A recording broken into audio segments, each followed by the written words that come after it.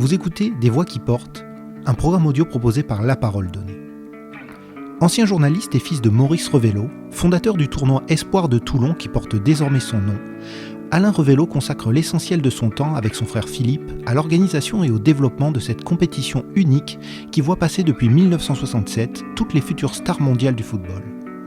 Dans cet entretien, Alain Revello revient sur l'origine du tournoi de Toulon qui a déménagé en 2017 dans les Bouches-du-Rhône. Il nous parle également de l'attrait des sélectionneurs nationaux et des agents de joueurs pour ce rendez-vous annuel où s'organisent les équipes de demain, de l'arrivée des équipes féminines dans cette perpétuelle quête de nouveautés afin de rendre le football toujours plus agréable à suivre dans les stades et à la télévision. Alain Revello, j'ai 64 ans, bientôt 65, et une vie multiple.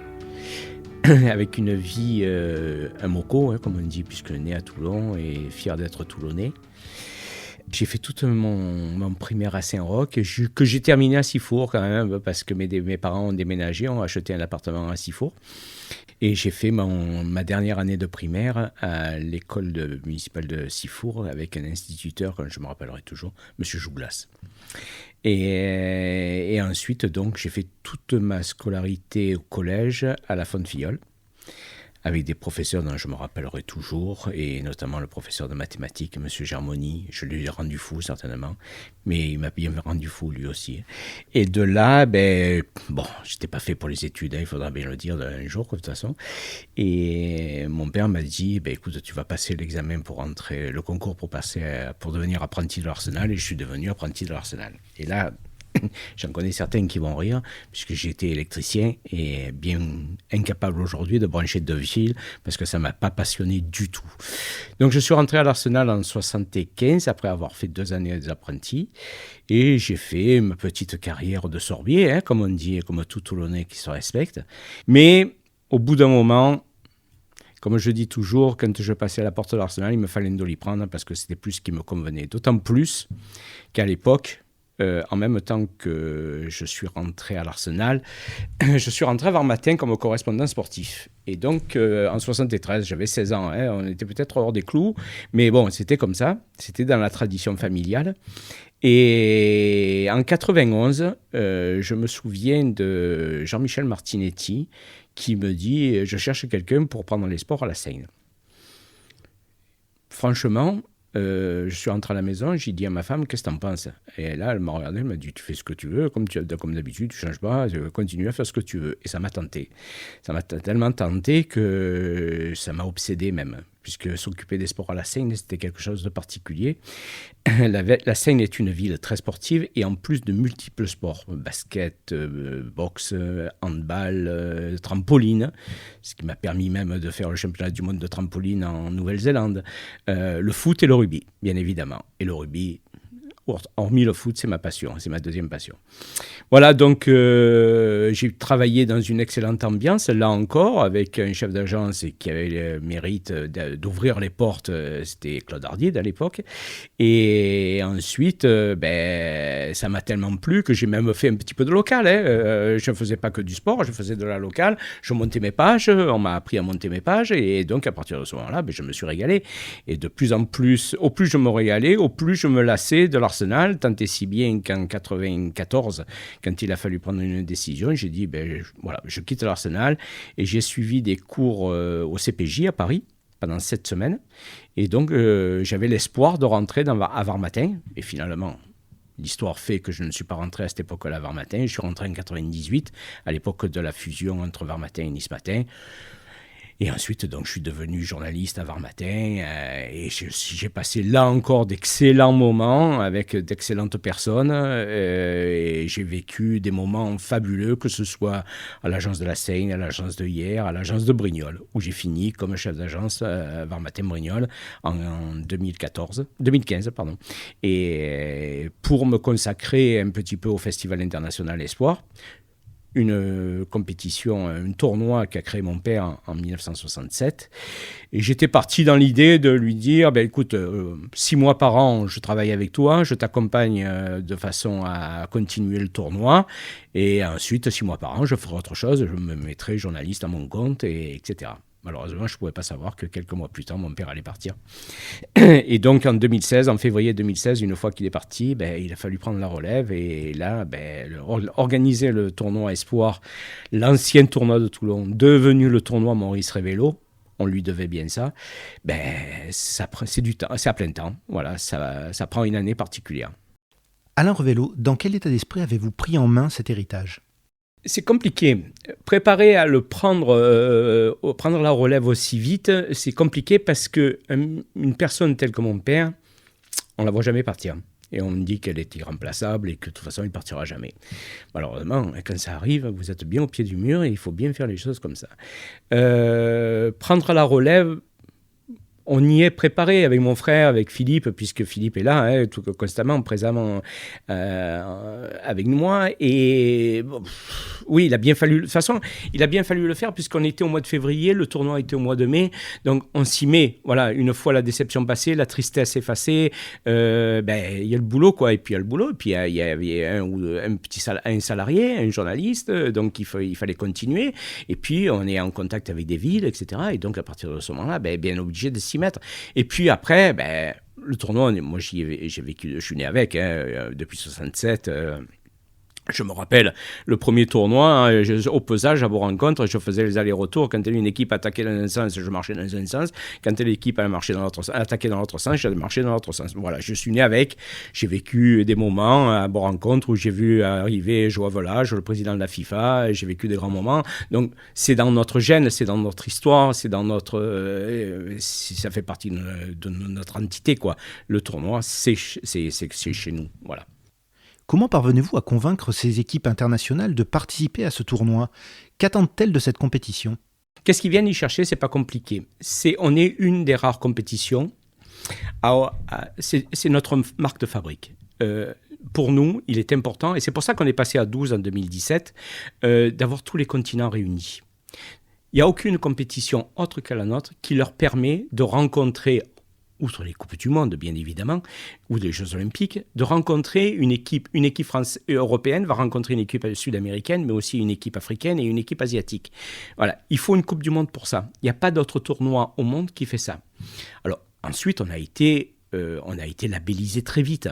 En 1975, à partir du moment où il n'y avait que les 8 nations, le tournoi a été remporté par l'Argentine et par un certain Luis César Menotti, qui était venu à Toulon préparer l'équipe de 78 qui allait faire le championnat du monde en Argentine et qui a gagné le championnat du monde en Argentine avec des Passarella, Gallego, Valencia, Tarantini, etc. Voilà. Donc, ça a été de suite un label. Voilà, on vient préparer le futur, on vient préparer la génération, c'est-à-dire qu'on permet à des joueurs de 20 ans, 21 ans, de préparer leur entrée parmi les grands, parmi les seniors, etc., et de devenir des grands. Et tout au long des années, on a des générations comme ça qui se sont construites au tournoi de Toulon. Je prends notamment le plus bel exemple que l'on puisse avoir, c'est la Bulgarie. En 1993, quand la Bulgarie élimine l'équipe de France pour la Coupe du Monde aux États-Unis, qui a dans cette équipe de France, dans cette équipe de Bulgares, les Stoïkov, les Kostadinov, et c'est ceux qui ont gagné le tournoi de Toulon et qui se sont retrouvés au Parc des Princes à éliminer l'équipe de France. Voilà, ça c'est une belle histoire.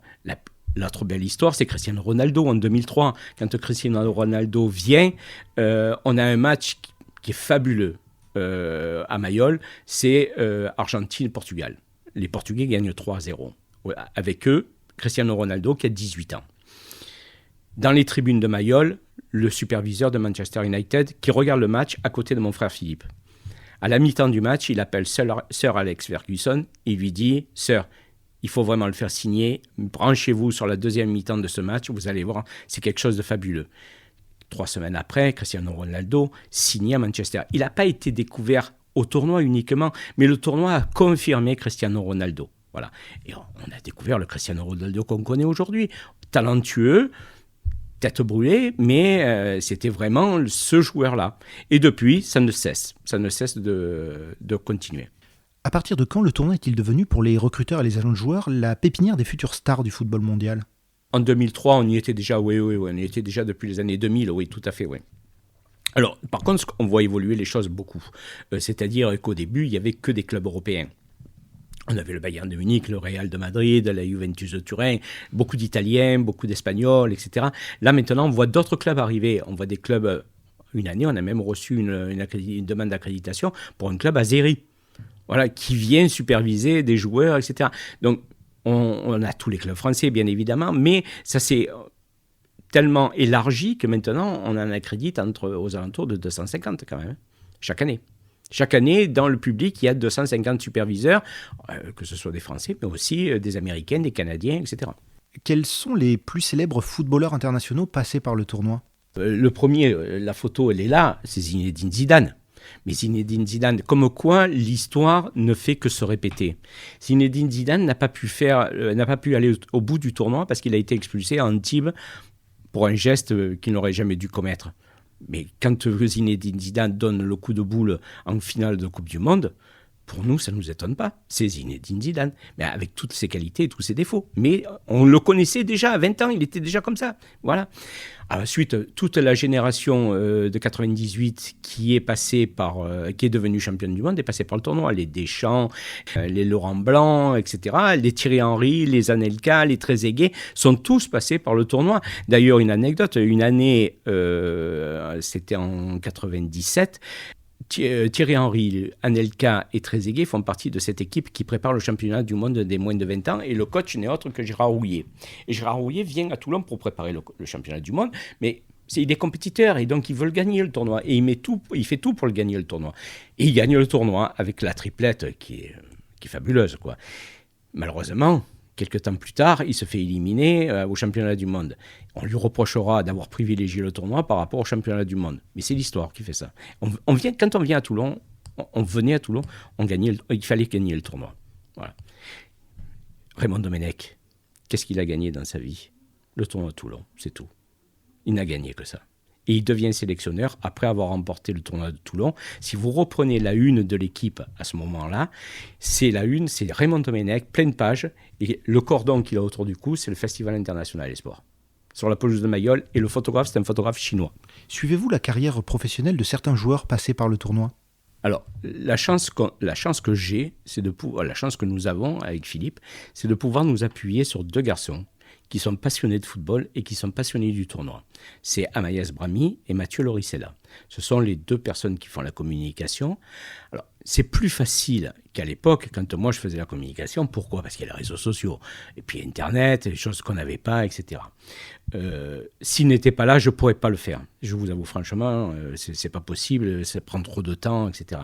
Mais Mathieu et Amaïs mangent foot, dorment foot et boivent foot. Donc, ils mangent le tournoi, ils boivent tournoi. Donc à partir de ce moment-là, avec eux, c'est d'autant plus facile et c'est eux qui ont en charge cette mission. Amaïs est là depuis 2012, puisqu'il a commencé son premier tournoi, ça a été en 2012 quand le Mexique a battu la Turquie en finale hier et quelques semaines plus tard, le Mexique devenait champion olympique en battant le Brésil à Londres. Et Mathieu est avec nous depuis 2015, je pense. Et moi, je l'ai embauché en 2016 ou en 2017. Voilà. Mais voilà, c'est eux qui sont chargés de suivre, mais ils connaissent le football. La moindre action, le moindre truc qui va se passer en Chine, au Japon, au Ghana, au Cameroun, au Canada, au Mexique ou en Colombie, ils vont le savoir. Voilà. Et c'est vrai qu'il faut reconnaître que je les vois s'installer à l'ordinateur et ils regardent les vidéos YouTube des buts marqués, etc. Même en Jamaïque, ils vont jusqu'à regarder des matchs en Jamaïque. Pourquoi ? Parce que nous sommes toujours intéressés par la venue de ces... J'aime pas le terme petites équipes, je vais dire les équipes un petit peu exotiques. C'est la vocation du tournoi. Qu'on ait des grandes équipes, des grandes sélections, c'est normal. La France, l'Angleterre, le Brésil, l'Espagne, l'Italie, quand on peut les avoir, on les a. Mais le choix de passer à 12 équipes, justement, ça a été de nous permettre d'avoir 3 groupes de 4 et dans chaque groupe d'avoir une petite nation. Voilà. Donc c'est comme ça qu'on a eu l'Indonésie et qu'on a encore l'Indonésie en 2022. Et quand on a l'Indonésie, je peux vous dire que c'est de la folie en Indonésie sur les réseaux sociaux. C'est un peuple qui est fou de foot. La dernière fois qu'ils sont venus en 2017, on a explosé les compteurs. C'est comme ça qu'on a fait venir Cuba. C'est comme ça que la première fois la Chine est sortie de son territoire, c'est pour venir au tournoi de Toulon dans les années 70. Donc, on a toujours été un petit peu précurseur et on continue à être précurseur. Moi, mon objectif maintenant, c'est de faire venir l'Australie, qui n'est pas une nation de foot à tout prix, mais on a failli y arriver, mais le Covid est passé par là, et de faire venir la Nouvelle-Zélande. Faire venir la Nouvelle-Zélande, un tournoi de foot dans une région comme la nôtre, ce serait quelque chose de fabuleux. Existe-t-il d'autres tournois semblables au tournoi Maurice Revello ? Oui, il y en a, bien sûr, il y en a. Rien qu'en France, déjà, on a le tournoi de Montaigu, qui a lieu à Pâques. Ça, c'est les 16 ans. Donc, avec Michel Allemand, qui est un confrère, quoi, je veux dire, on entretient des relations très étroites. Et si on peut faire venir une équipe à Toulon, enfin au tournoi, et faire venir une équipe à Montaigu, on peut le faire, on le fait. Voilà. Il y a des tournois aussi du côté de Bordeaux. On n'a plus ce triptyque qu'on avait avant, Monaco, Cannes, Toulon. On l'a plus. Pourquoi ? Parce que pour des raisons bien particulières, encore une anecdote, le tournoi de Monaco, c'était réservé à des juniors, et c'était la folie du prince. Voilà. Et il y avait une condition particulière, c'est-à-dire qu'on essayait les nouvelles règles. Le mini-corner, la touche au pied et l'exclusion temporaire. Et une année, nous, au tournoi, on reçoit l'Écosse. Et le chef de délégation de l'Écosse est membre du board. Et il s'aperçoit des règles qu'on met en place. Et il dit, c'est hors de question. Moi, on ne participe pas à un truc comme ça. Ben, le règlement, il est comme ça, donc cette année, on le fait comme ça. C'est remonté. Et interdiction totale à tous les tournois de mettre en place ces règles-là. Vous voyez comme quoi le football est moins ouvert que le rugby, quand même. Et le prince a dit, si on ne peut plus faire ça, moi, j'arrête le tournoi. Cannes, ensuite, c'était le deuxième tournoi junior. Et pour multiples raisons, à l'Est cannoise, à la ville de Cannes, etc., le tournoi n'a pas pu se faire. Et ensuite, il ne restait plus que le tournoi de Toulon, qui maintenant s'appelle le tournoi Maurice Revello. Mais il y a d'autres tournois comme ça. Ça s'est aussi développé sur chaque continent, puisqu'il y a des éliminatoires pour les championnats du monde de moins de 20 ans, etc., donc en Asie, etc. Mais cette spécificité de retrouver tous les continents sur une seule compétition, on est les seuls. Pourquoi est-ce que depuis 2017, le tournoi créé dans le Var en 1967 s'est-il délocalisé dans les Bouches-du-Rhône ? On y était déjà, dans les Bouches-du-Rhône. C'était impossible qu'on reste uniquement sur le Var à une époque bien précise. On ne peut pas jouer toujours sur le même terrain, c'est pas possible. Donc on jouait déjà au Bagne, on jouait déjà à Miramas, on jouait déjà à Arles, on jouait déjà de partout, à Vitrolles. Donc on a fait plusieurs stades comme ça dans les Bouches-du-Rhône. Qu'est-ce qui s'est passé ? Il s'est passé qu'en 2016, donc le 5 février, mon père décède. Le 10 février, nous le portons en terre, et le 12 février, nous avions une réunion concernant l'organisation de la finale qui nous était promise au Stade Mayol, au mois de mai, juin. En 2015, il faut bien reconnaître qu'on avait eu un petit incident, c'est-à-dire que sur la finale France-Maroc, certains supporters marocains avaient envahi le terrain. Ça avait fait tâche à la télé, puisque tout le monde l'a vu à la télé, mais il n'y avait pas eu plus d'incidents, sinon moins, qu'avec une rencontre du RCT qui était retransmise en direct et où plusieurs choses avaient été cassées. Nous, il n'y a pas eu de casse. Ça n'a pas plu. Et donc, le 12 février, au moment d'organiser cette rencontre avec les services des sports de la ville, on me téléphone et on me dit la réunion n'aura pas lieu parce que vous ne jouerez pas à Mayol pour la finale. Interloqué. Comment ? En une semaine, on a pu changer. Est-ce que la disparition de quelqu'un est l'origine de ça ? On se pose des questions malgré tout. J'ai quand même tenu à maintenir la réunion. On y est allé, 4 personnes, 3 amis avec moi. Et on s'est aperçu que tout était fait pour qu'on ne la fasse pas. Donc, et tout a été fait pour qu'on ne la fasse pas. Donc on est parti faire la finale à Avignon, cette année-là. Et donc tout s'est bien passé. En 2017, donc, Marseille est capitale européenne du sport. Et au Bagne, une ville amie, nous propose de porter notre tournoi sur Marseille, capitale européenne du sport. La décision je ne sais pas ce que vous auriez fait. Mais entre quelqu'un qui vous dit non et quelqu'un qui vous accueille à bras ouverts, vous allez manger chez qui, vous ? Je vais manger chez celui qui m'accueille. Donc, à partir de ce moment-là, on a décidé de transposer le tournoi dans les Bouches-du-Rhône totalement.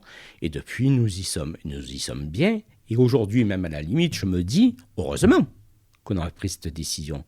Parce qu'aujourd'hui, quand je fais le tour des terrains varois, rares sont les pelouses naturelles où je pourrais jouer, où je pourrais même m'entraîner. Il nous faut 11 terrains, 12 terrains d'entraînement pour les équipes en pelouse naturelle, avec des hôtels à un quart d'heure. Des hôtels que c'est des 4, voire des 5 étoiles. Donc, à partir de ce moment-là, on n'aurait pas pu continuer. Mais, où ma déception est grande, c'est que quand la décision elle est prise de partir dans les Bouches-du-Rhône, à partir de ce moment-là, j'avertis toutes les instances. Je fais des courriers. J'ai jamais eu une réponse. J'ai jamais eu un coup de fil. J'ai jamais eu une lettre. On m'a jamais demandé pourquoi. Et à côté de ça, c'est 2,5 millions de retombées économiques qui passent à côté du département. Les hôteliers, je peux vous assurer que ça a roulé dans les brancards. Il y a certains hôteliers qui n'ont pas compris. Donc, on a préféré aller dans les Bouches-du-Rhône, on était parti dans les Bouches-du-Rhône. Mais c'est ma position. J'aimerais bien un jour qu'on me dise pourquoi on m'a refusé de la pelouse de Mayol. Maintenant, Mayol transformé, sans grillage, sans fosse, etc., ça me demanderait une sécurité inimaginable. Je ne pourrais plus assurer une finale. Surtout avec ce qui s'est passé en 2015. Voilà. Voilà l'histoire. Et bon, après, on y joue très bien dans les Bouches-du-Rhône aussi. Hein. Et puis, c'est une terre de foot aussi. Voilà. Peut-être que le Var est une terre de rugby. Est-ce que le tournoi Maurice Révélo est une structure active 12 mois sur 12 ? C'est sûr qu'il y a des périodes qui sont, par exemple, de septembre à décembre, c'est un petit peu plus mou. Voilà. Donc, mais il y a du travail pour nous, tous. Donc, que ce soit Mathieu, Amaïs, moi, Philippe, tout au long de l'année. Donc, à partir de ce moment-là, moi, il y a la partie administrative. Par exemple, j'avais Elsa Laurent Mu avec moi avant, qui a préféré partir sous d'autres cieux, je la comprends très bien, qui me faisait ma partie administrative. Maintenant, je suis obligé de me faire la partie administrative et aussi. Donc, mais oui, il y a alors, partir à l'étranger, oui, on part à l'étranger parce qu'on essaye de développer le tournoi aussi. On a, à un moment donné, en 2017, oui, on est parti en Chine parce que la Chine était désireuse de faire ce tournoi, de construire un tournoi là-bas sur le même modèle. Ensuite, on peut aller voir des matchs comme le championnat d'Europe en Allemagne qui a eu lieu en 2016. C'est là qu'on a découvert Mbappé à l'époque.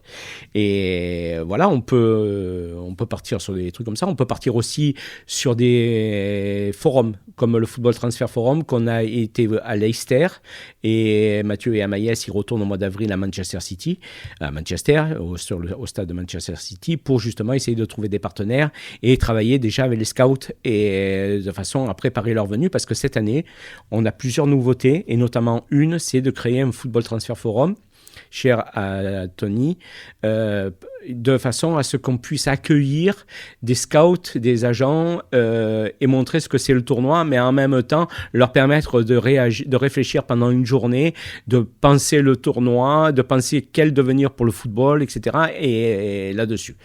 Ça nous a permis aussi de découvrir des partenaires. J'espère que nous pourrons faire baptiser avec certains partenaires qui deviendront des partenaires à long terme.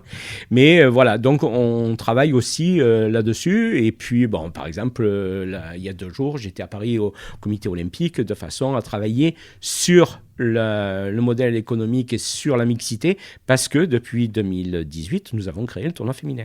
Est-ce que le tournoi féminin avait pour objectif de répondre à une demande pressante des équipes féminines, ou est-ce qu'il s'agit d'obéir à des injonctions de parité ? On a toujours été un peu... on cherchait... pourquoi faire simple quand on peut faire compliqué ? Donc, et chercher le challenge. C'est le challenge qui nous intéresse, c'est le partage. C'est le partage, et moi, comme je dis, j'étais peut-être attiré par ce football féminin. Pourquoi ? Parce qu'en 1979, au Racing, j'ai créé la première équipe féminine. Bon, ça a duré ce que ça a duré, mais j'étais déjà attiré par ce truc-là. Et en 2018, la France organise la Coupe du Monde des moins de 20 ans. Et je me dis, pourquoi on ferait un tournoi garçon et on ne ferait pas un tournoi fille, alors que Justement, on est en train d'évoquer la féminisation du football, la féminisation du sport. Et donc, à partir de ce moment-là, c'est important. Il faut prendre la balle au bon. Donc, je prends mon bâton de pèlerin, je monte à la Fédération française de football, je rencontre le directeur technique national, Hubert Fournier, et je lui fais cette proposition. Il me dit, Banco, on en a besoin de ça. À partir du moment où j'ai cet aval, il me fallait un aval de collectivité. Je rencontre, et je le salue d'ailleurs à ce moment-là, Richard Miron, qui est le conseiller régional en charge des sports. Et je lui fais cette proposition, je lui dis, Richard, est-ce qu'on ne pourrait pas créer ce tournoi et l'appeler Sud Ladies Cup, Sud pour la région. Il me regarde, il me dit, ça c'est une bonne idée. Et en plus, j'ai un ami qui cherche à créer un événement. Pourquoi on ne le créerait pas à Salon avec mon ami le maire Nicolas Isnard, qui est devenu mon ami aussi. Je fais banco, on va là-dessus. On est parti sur petit au départ, un petit peu dans l'esprit de 67 et de 74. On a créé un tournoi à 4 avec la France, l'Allemagne, les États-Unis et Haïti. On avait notre petite perle exotique. Voilà. On avait la France, l'Allemagne, les États-Unis, ce qui se fait de mieux. Donc on organise ça à Salon, à Malmort, et à partir de ce moment-là, on a accroché. Mais pas que nous, pas uniquement l'organisation qui a accroché. On a accroché avec ce public qui est venu voir et qui a été conquis par ces filles qui jouent au ballon. Et franchement, avec mes amis Éric Turcan, Gilbert Varagnol, Armand Fenouillet, on s'est mis là et on a dit, mais c'est ce qu'on vivait au Racing il y a en 70, en 74. C'est le football sain comme on l'aimait. Voilà. Et donc ça nous a plu. Et on a dit, on va continuer. Et on a continué en 2019. Là encore, on était dans le moule puisqu'il y avait la Coupe du Monde féminine en 2019 et donc on était un petit peu en amont de ça. Là, on a porté à 6 équipes. Donc la France, le Mexique qui est venu se greffer là-dessus, qui est un pays ami, le Japon, on a beaucoup d'affinités avec le Japon, Haïti qu'on a retrouvé, le Gabon, et il fallait la petite perle aussi. Et là, un jour, je reçois un coup de fil d'un journaliste qui me dit « J'ai des relations avec la Corée du Nord. Est-ce que ça vous intéresse au niveau féminin ?» C'est le genre de proposition qu'on prend avec des pincettes quand même. Hein. On réfléchit, on se tourne, on se retourne, on se dit « Qu'est-ce qu'on fait ? On tente ou on ne tente pas ?» Allez, on tente. Il faut ce petit grain de folie toujours, parce que sinon, si vous restez dans le stéréotype, c'est pas nécessaire. On n'a peut-être pas dormi toutes les nuits, hein, parce qu'au moment d'aller chercher les visas, vous savez très bien que les Coréennes ne peuvent pas avoir les visas pour une ambassade de France, puisqu'il n'y en a pas d'ambassade de France. Donc il faut qu'ils aillent à Pékin chercher les visas, et qu'ensuite ils retournent en Corée du Nord. Et tout ça, ça s'est fait aux alentours du 1er mai. Mais les Coréens, le 1er mai, ils ne savent pas ce que c'est. Les Chinois, le 1er mai, ils ne savent pas ce que c'est. Donc nous, les ambassades, elles sont fermées le 1er mai. Et c'était le dernier moment où ils pouvaient retirer leur visa. Je peux vous assurer que je n'ai pas toujours dormi, mais je suis tombé, et c'est là aussi où j'ai découvert le fonctionnement français, qu'il y avait un ambassadeur du sport français. Et il nous a été d'une grande utilité. Il nous a permis d'avoir la Corée du Nord et aller chercher que la Corée du Nord a gagné le tournoi. Ça a été quelque chose de magique. Mais voir ces Coréennes tout au long du tournoi, avec un visage fermé, on avait l'impression qu'elles se ressemblaient toutes, et voir leur visage souriant au moment de la victoire finale, de la remise du trophée, ça, c'est des moments qui sont inoubliables. C'est ça le partage. C'est ça qu'on retrouve. Et c'est ça qu'on recherche. Voilà. Et nous, c'est notre plus grande joie. Comment pourrait évoluer le tournoi dans le futur ? Il faut qu'on reprenne une vitesse de croisière. Les années Covid nous ont coûté. Et ensuite, la création de la Sud Ladies Cup, il faut bien l'avouer, elle nous a coûté de l'argent un petit peu aussi. Et donc, on travaille maintenant pour continuer le tournoi. C'est essentiel. Et surtout, rendre viable la Sud Ladies Cup. Donc, on s'est adjoint les services d'un professionnel de la vente de droits de diffusion, qui est Arnaud Simon. Je le salue parce qu'il fait un travail extraordinaire. On est sur le point de conclure des partenariats qui sont très intéressants et qui vont nous offrir une visibilité excellente. Je ne vous le cache pas, vous avez un scoop. Les matchs de l'équipe de France pendant la Sud Ladies Cup seront diffusés en prime time sur l'équipe TV. C'est une excellente chose. Et tous les autres matchs seront sur le live de l'équipe TV. Donc voilà, c'est une excellente chose. Ça fait 9 matchs qui seront diffusés et on essaye de les vendre ailleurs dans le monde. Voilà, c'est ce qui va nous permettre de continuer. Il faut qu'on continue là-dessus pour justement asseoir le tournoi, pour que la jeune génération puisse continuer à travailler là-dessus. Maintenant, je ne vous cache pas que c'est difficile. Hein. C'est difficile parce que le tournoi vit aussi grâce à la société anglaise qui a acheté les droits télé pour les garçons. Une société qui s'appelle Pitch. Et je remercie d'ailleurs Paul Magras, son PDG, qui nous fait entièrement confiance. On a une équipe à Pitch avec Anthony Bloch qui nous soutient énormément. On travaille main dans la main. Et depuis quelque temps, Oliver Slipper les a rejoints, le chairman, et voilà, c'est vraiment un plaisir de travailler avec eux. Et surtout, ce qu'on veut maintenant, c'est proroger le contrat qui court jusqu'en 2023 pour qu'on puisse voir sur les années futures. Voilà. Mon idée, moi, c'est certainement, après je peux me tromper, de créer des tournois satellites. Voilà. C'est-à-dire que moi, je suis un fou de foot africain. Voilà. Et j'estime que l'Afrique n'est pas assez représentée au niveau mondial. Et donc, je suis persuadé qu'on peut créer quelque chose sur le territoire africain. On peut créer quelque chose en Asie, etc. Mais voilà, créer un tournoi satellite, je ne sais pas si on y arrivera. On travaille en ce sens-là. Est-ce que la prochaine édition du tournoi sera impactée par la guerre en Ukraine ? Il n'y avait pas d'équipe de pays. Alors cette année, en plus, c'était un peu particulier parce que l'Europe, avec le Covid, il y a des qualifications qui sont pour l'Euro U21. Et donc, au niveau des Européens, c'était très difficile cette année d'avoir des équipes de ce continent. Malgré tout, on avait invité la Russie. Oui. Bon, autant vous dire qu'on a tout arrêté très vite. On n'avait pas de réponse, mais bon, c'était en pourparlers. L'Ukraine, non, on les avait invités il y a 2 ans, 3 ans, mais ça n'a pas pu se faire. C'est quelque chose qui va bouleverser le football, obligatoirement, parce qu'on le voit d'ailleurs, puisque je lisais ce matin que le match qualificatif pour le Qatar, Écosse-Ukraine, avait été reporté au mois de juin. Et donc, suivant ce qui va se passer, c'est une nation du football, l'Ukraine, et puis c'est une très grande nation du football. Supporter de Saint-Étienne, je peux vous assurer qu'à l'époque, le Dynamo de Kiev, c'était avec Brooklyn, c'était quelque chose. Mais non, cette année, nous, on n'a pas d'incidence. Voilà. J'espère que dans les années à venir, il n'y en aura pas. La seule incidence qu'on peut avoir, peut-être, c'est justement d'avoir des pensées pour le peuple ukrainien au moment où on va faire le tournoi. Connaissez-vous les noms de quelques futures stars du foot international inscrites au prochain tournoi Maurice Revello ?